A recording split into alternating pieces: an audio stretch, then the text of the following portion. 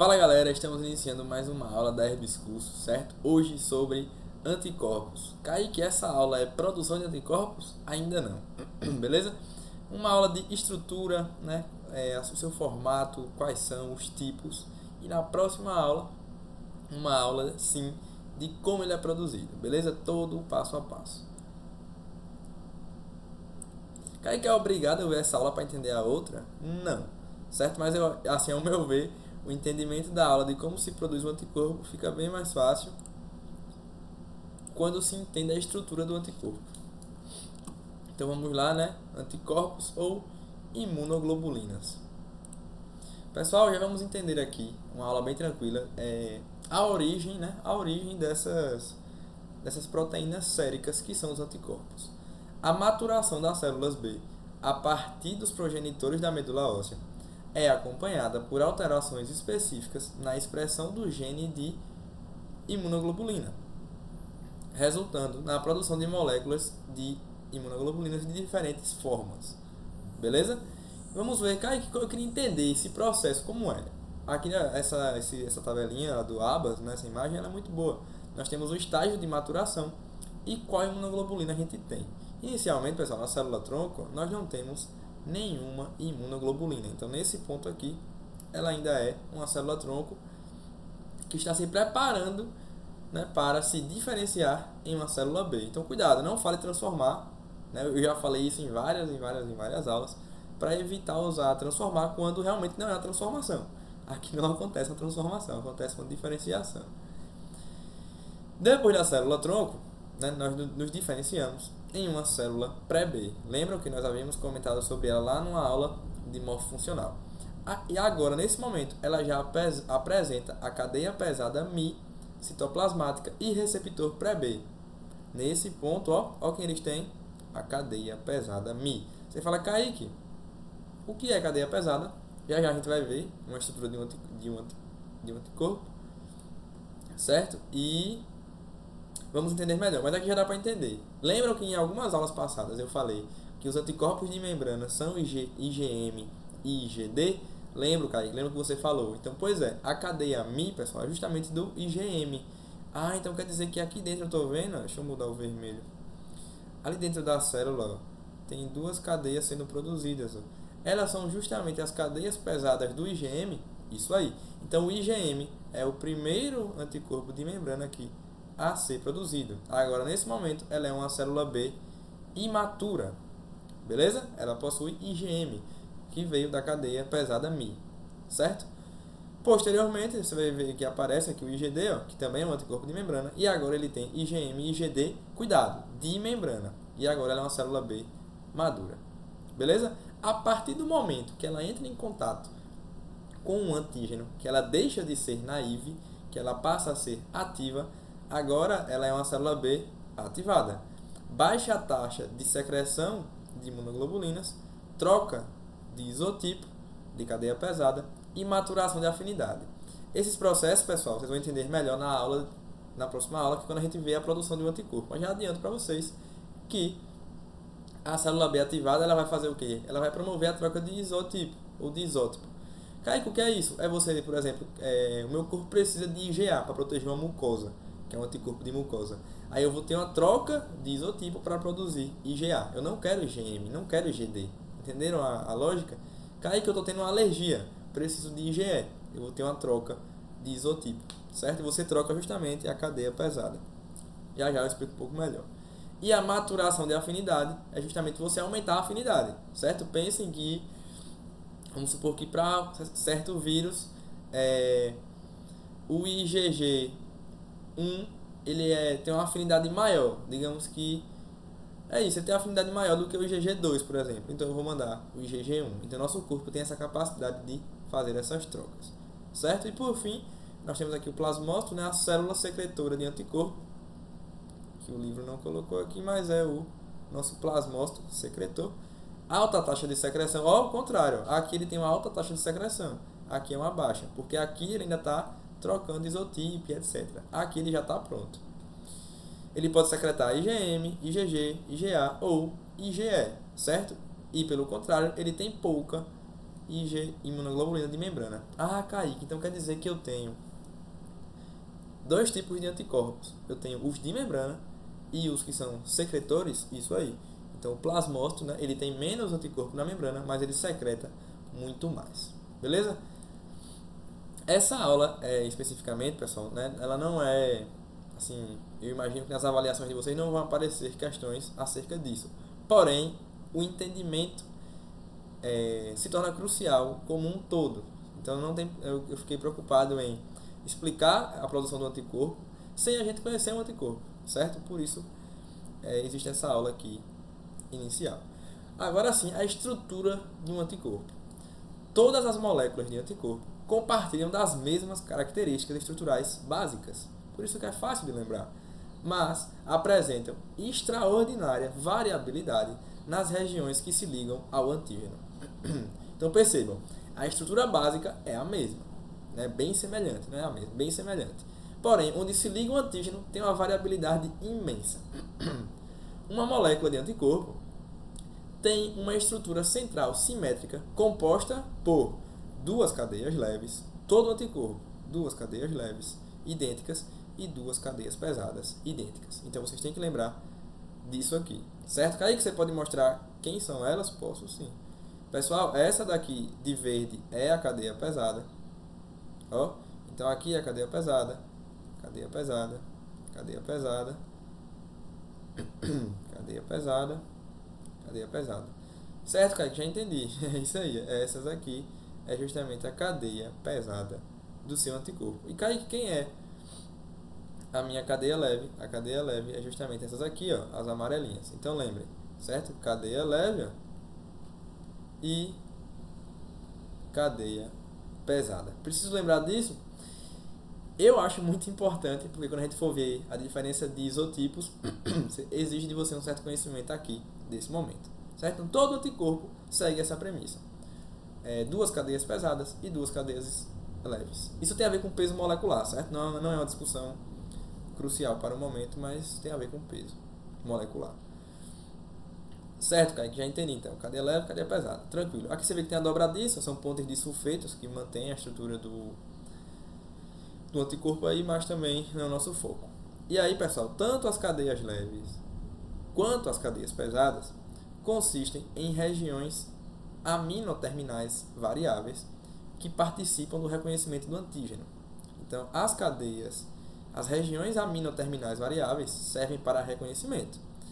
E nós temos regiões carboxiterminais constantes das cadeias pesadas que ajudam a mediar algumas das funções protetoras e efetoras dos anticorpos. Kaique, achei um pouco difícil essa linguagem do livro. Vamos entender nessa imagem de vermelho e azul. Pessoal, nós temos as regiões variáveis, certo? Eu vou falar apenas regiões variáveis, saibam o que é essas regiões aqui, que são as que estão de vermelho. Beleza? Então essas aqui são as regiões variáveis, certo? Então, Kaique, essas são as regiões variáveis, não me ajuda, né? São as que têm uma certa variabilidade. Isso, beleza? E a região constante, no caso, é o resto, né? Então, isso aqui é região constante, isso aqui é região constante, e isso aqui também é região constante. Beleza? Essa imagem é justamente para a gente visualizar isso. O que está de vermelho é região variável, ó, região variável. E Kaique, tem a ver com o quê? Essa região tem a ver com reconhecimento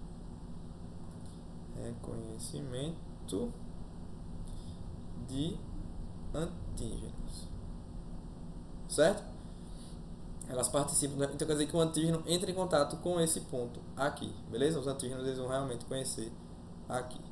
E já ainda tem um aprofundamentozinho maior desse ponto. E pessoal, didaticamente, né, existe uma divisão, né, depois de algumas pesquisas, em região FAB e região FC. Você fala, Kaique, região FC de constante? Não, certo? Aí os livros variam muito no consenso. Tem livro que traz que aqui é a região FC e aqui é a região FAB. Porém, eu já vi livro que também diz que a região FC é toda essa aqui, certo? Mas, se eu não me engano, em Abas ele deixou dessa forma aí. Então, o que é esse FC e esse FAB? O FC não é de constante, certo? Eu sei que facilitaria muito se fosse de constante, mas quer dizer que ele é cristalizável. Eles fizeram estudos, né, com papazina, se não me engano, e perceberam que essa região se cristaliza quando encontra o antígeno. Mas calma, não é o foco. O foco aqui é você entender apenas o que. Kaique, eu lembro que já apareceu esse nome pra mim, esse FC. Eu lembro que você comentava, né, que era uma região da cadeia pesada. Pois é. Então esse FC, pessoal, ele tem a ver com eliminar antígenos. Ah, Kaique, eu lembro, porque nós temos aí vários tipos de receptores de região cristalizável da cadeia pesada. Isso mesmo, então essa região FC se liga em receptores e você elimina antígenos. E essa região FAB aqui tem a ver com reconhecer, como eu já havia comentado. Mais especificamente, a região variável, que é essa aqui. Beleza? Kaique, preciso lembrar dessas coisas? Assim, o que eu acho interessante saber aqui é um pouco intuitivo, né, que o antígeno se liga aqui, mas saber que essa é a região variável. Certo? Saber que essa é a região constante também é bom saber. Toda essa é a região de cadeia pesada e essa aqui é de cadeia leve. Então, o amarelo, cadeia leve, o verde, cadeia pesada. O vermelho, região variável, o azul, região constante, certo? E, pessoal, a questão de existir esse FC que se liga em um receptor FC tem a ver com amplificar a resposta dos fagócitos, por exemplo, os macrófagos, certo? Vocês já sabem que os macrófagos eles têm vários tipos de receptores. Tem os Toll-like, tem os Ring, os Scavenger, C3b e assim vai. Só que esses receptores aqui do anticorpo que ativam o macrófago para fagocitose, se eu não me engano, é na casa do milhar. Então, 1000 vezes, potencializa em 1000 vezes aí a ação dessas células. Beleza? Características estruturais agora da região variável. Onde é a região variável mesmo? É a vermelha, né, Kaique? Isso aí. Agora a gente já está especificando para essa região aqui a nossa discussão. Beleza? A maioria das diferenças de sequência e variabilidade entre os diferentes anticorpos está restrita a três trechos curtos na região variável da cadeia pesada e a 3 trechos na região variável da cadeia leve. E esses segmentos, pessoal, são chamados de regiões hipervariáveis. Então, Kaique, eu tenho a região variável e na região variável eu tenho uma região hipervariável. Isso mesmo, vou tentar desenhar a parte ali. Vamos supor que essa daqui é a região variável, certo? E aí na região variável você vai ter, pessoal, 3 trechos de regiões hipervariáveis. Ah, Kaique, entendi.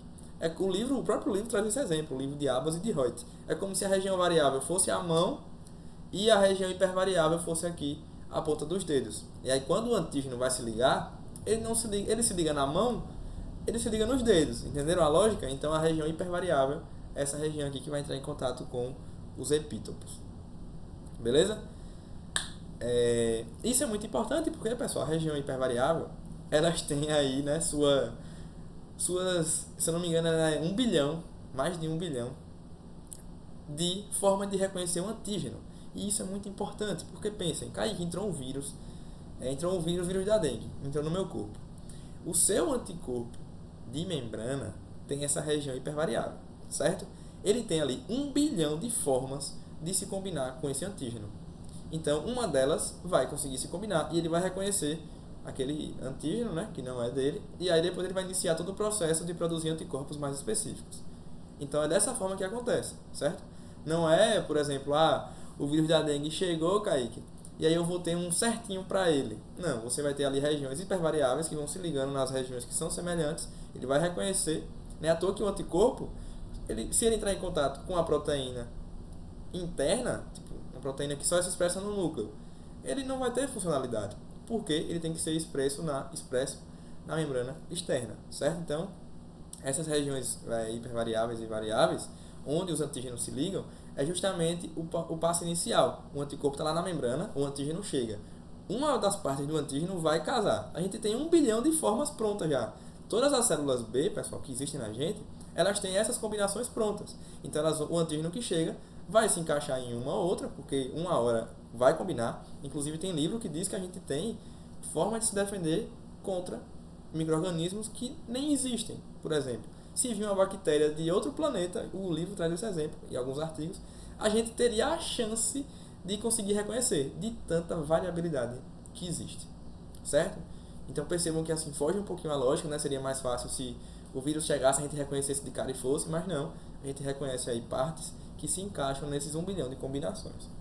E Kaique, quem são essas regiões hipervariáveis? São, pessoal, chamadas de regiões determinantes de complementariedade, que são os CDRs.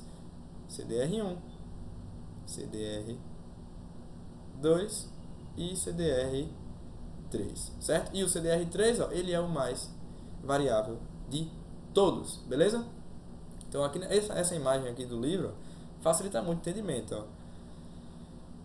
Nós temos cadeia leve, cadeia pesada, né? Cadeia leve aqui, ó, é essa.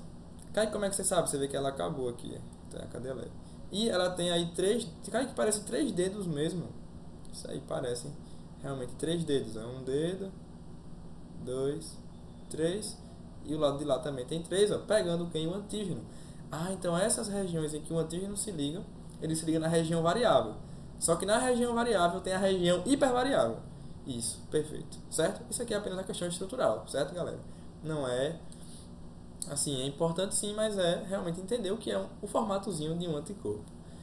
E eu falei de epítopos, ó, macromoléculas, como proteínas, polissacarídeos e ácidos nucleicos, são normalmente muito maiores do que as regiões em que vão se ligar no antígeno. Você vê que algumas proteínas podem ter, por exemplo, esse tamanho, e o meu receptor ele só consiga pegar esse pedacinho. Então, eu não vou pegar a proteína toda, eu vou me ligar apenas em um receptorzinho aqui específico. E Kaique, como é o nome desse? Dessa maneira, qualquer anticorpo se liga somente a uma porção da macromolécula, e essa porção é chamada de epítopo. Kaique, isso é o epítopo que eu já ouvi em outras aulas, eu já havia explicado, né? Eu fiz questão de explicar de novo. Isso é a região da macromolécula em que a gente reconhece aqui pelo nosso receptor da nossa célula de defesa, certo? Chegamos aqui, pessoal, agora, você vê que a gente entendeu a parte variável, vamos entender agora a parte constante. E é justamente aqui que está o grande checkmate de entender a diferença nos tipos de anticorpos, certo? As moléculas de anticorpos podem se dividir em classes e subclasses, ou tipos e isotipos, subtipos, né? São sinônimos. E Kaique, qual é a diferença do meu IgA para o meu IgM para o meu IgD? A diferença, pessoal, está na região constante da cadeia pesada. Então, as regiões constantes, anotem, isso aqui é importante, pode anotar. Regiões constantes da cadeia pesada determinam se você vai ser IgA, IgD, IgM, IgG, IgE, IgA. Quer ver? Vocês conseguem visualizar isso pela imagem. Percebam, cai que a cadeia pesada é toda essa, certo? A cadeia pesada é toda essa, estão vendo? Estou vendo. Mas cai que eu estou vendo que só está colorido uma parte da cadeia pesada. Pois é, você aí que é aluno da Rebus Curso já percebeu que apenas uma parte é colorida, que é justamente essas aqui, ó. Kaique, então quer dizer que é só a região constante, né? Porque mesmo, pessoal, que região é essa aqui? Essa é a região variável. Então quem determina se é IgM, IgD, IgG, IgE, IgA, assim, o passo crucial é a diferença na estrutura da região constante da cadeia pesada. Então lembrem, não é só a cadeia pesada, é a região constante da cadeia pesada. As regiões variáveis e hipervariáveis têm aqueles 1 bilhão de combinações. Então eles vão acabar reconhecendo aí de maneira semelhante. Certo? E aí, pessoal, aí tem mais algumas diferenças, né? Vocês vão perceber aqui, ó. Por exemplo, vamos comparar o IgM com o IgD, que tá do lado, né? Vocês podem perceber que o IgM ele tem uma cadeia a mais aqui na sua região constante da cadeia pesada. Aí, Kaique, estou vendo. Essa aqui já é uma diferença, mas não é a única. Percebam que eles têm, Kaique, essas bolinhas. Essas bolinhas, pessoal, são aí polissacarídeos, carboidratos, né? Substâncias glicolizadas, que também são diferenças. Estão vendo que esse daqui ele tem muito mais. Eu estou vendo, Kaique. Tem muito mais. Carboidrato serve para estabilizar a molécula, beleza? E o IgD tem uma ponta de sulfeto aqui, uma dobradiça, que aumenta aí a complexidade da sua molécula. Então a diferença está principalmente na região constante da cadeia pesada. Porém, também temos diferenças nos carboidratos. Quer ver? Ó? Vamos comparar IgD e IgG. Kaique, eles têm a mesma quantidade aqui na parte da região constante da cadeia pesada. E agora? Porém, ó, o IgD tem muito mais substâncias glicolizadas na sua estrutura. E eu estou vendo aqui também, agora que eu vi, que ele só tem uma dobradiça e o IgG tem duas, certo? Estão vendo aí essa diferença também. E de novo, a diferença estrutural, né? O seu foco é entender a diferença funcional, assim, que pode aparecer na sua prova. Estrutural eu acho bem difícil. Aqui o IgM e o IgE, eles têm a mesma quantidade, né, dessa parte estrutural aqui, porém, a parte de carboidrato muda. 1, 2, 3, 4, 5. 1, 2, 3, 4, 5, 6. A diferença aí, ela sempre vai aparecer. Fora também, né, que, ó, vocês podem perceber, pessoal, que o que dá os nomes é justamente as letras gregas, ó, Mi, Delta, Gama, Epsilon e Alfa, que é justamente essa região constante da cadeia pesada, tem essas letras gregas, e por isso que é IgM, IgD, IgG, IgE e IgA. Não é à toa, beleza? E aqui uma questão sobre eles, sobre esses anticorpos, que o IgM, pessoal, ele é um pentâmero, porém na sua forma que for secretada, certo? Quando ele está na membrana, ele é monômero. O IgD é um monômero, o IgG outro monômero, o IgA, o IgE monômero também. O IgA normalmente ele aparece como dímero, certo? Porém ele também pode ser monômero e trímero, mas dímero é o que mais aparece. Kaique pode mostrar eles, porque aqui fica simples de entender, né? Mas pode mostrar eles nesse formato aqui, ó. O IgG, IgE e IgD são todos monômeros, né? O IgA principalmente dímero e o IgM secretado, certo? Não é na membrana que ele é secretado, vai ser um pentâmero. Kaique, então realmente foge um pouco o jeito que eu achei. É que quando a gente vai explicar, né, como funciona o anticorpo, etc., a gente sempre faz os anticorpos assim, né? Nas minhas próprias aulas mesmo eu sempre desenho assim, porque facilita o entendimento. Mas saibam, né, que ó, alguns possuem as suas diferenças. Inclusive essa daqui se chama cadeia J, aqui é a cadeia J que liga aí um ao outro, mas apenas estrutural. E aqui em cima nós temos aqui as funções, assim, acho que as mais cruciais de cada um.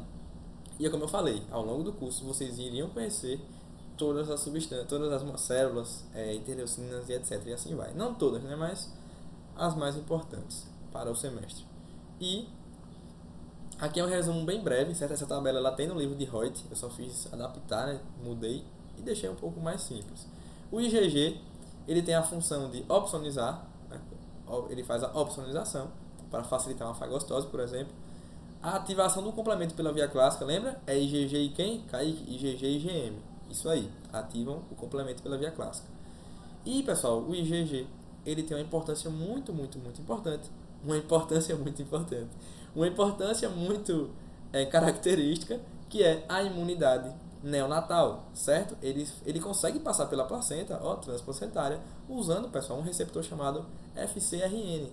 Ah, Kaique, que interessante. Então, assim, se eu fizer a sorologia, Kaique, de um feto ainda ali quando nasce, etc., e eu encontrar em IgG, quer dizer que a mãe teve uma infecção? Pode ser que não, porque o IgG ele é o único que consegue passar pela placenta sem que exista a infecção, porque existe o FcRn, certo? Guardem essa informação aí com carinho, que lá no terceiro período a gente vai se encontrar e eu vou lembrar dessa aula.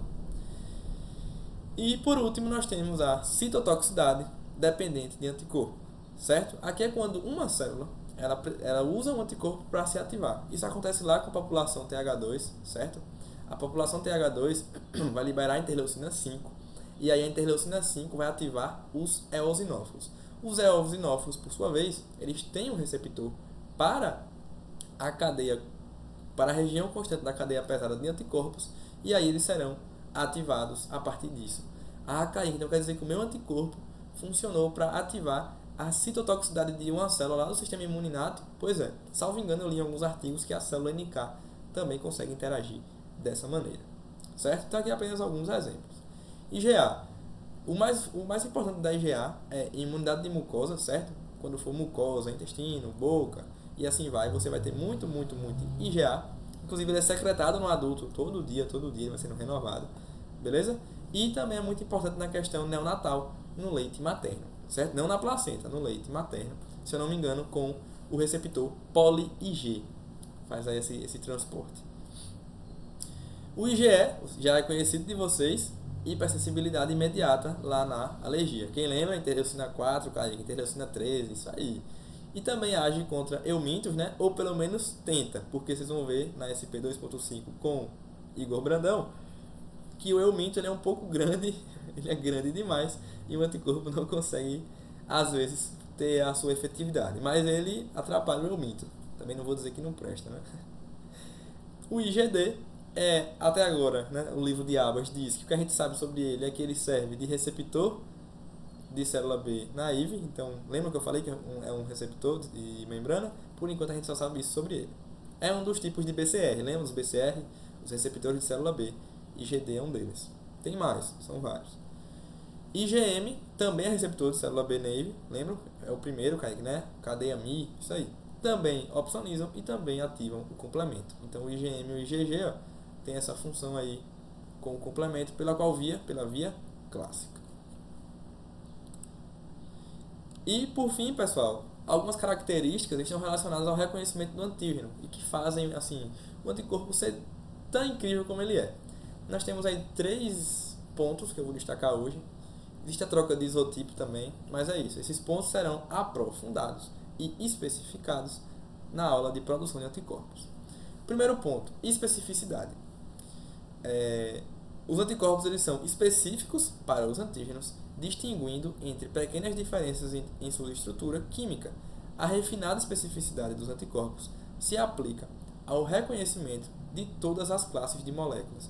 Então, pessoal, o anticorpo ele reconhece todas as classes de moléculas. Kaique, como funciona essa especificidade? Vamos pensar que isso aqui é um vírus, né? Já que SP é de vírus. Né? Nós temos um vírus e ele tem lá vários epítopos. Eu ia mudar a cor, mas eu vou mudar a cor, pode ser. Vai demorar um pouquinho, não tem nada não. Ele tem um epítopo verde. Ele tem um epítopo azul. Ele tem... Que cor é essa, meu Deus? Roxo. Um epítopo roxo. E ele tem um epítopo preto. Pronto. O que é a especificidade? Os nossos anticorpos, pessoal, eles serão específicos para o local da macromolécula que ele interagiu. Isso é muito importante, porque o anticorpo verde só vai interagir aqui. Isso. O anticorpo azul só vai interagir aqui. O anticorpo roxo só vai interagir aqui. E o anticorpo preto só vai interagir aqui. Esse é marrom, mas tem nada não. Deu para entender a lógica da especificidade? É justamente isso. O nosso anticorpo, os nossos anticorpos, ainda bem, são altamente específicos para os epítopos, certo? Lembrem, isso aqui é depois que ele foi produzido, né? Quando você está ele na membrana ali, para reconhecer inicialmente, ele já tem as suas regiões hipervariáveis prontas. O outro ponto, pessoal, é a diversidade, né? Ainda bem que existe, eu já comentei sobre ela, é a capacidade dos anticorpos em qualquer indivíduo de se ligar especificamente a um grande número de antígenos diferentes. É um reflexo da diversidade de anticorpos.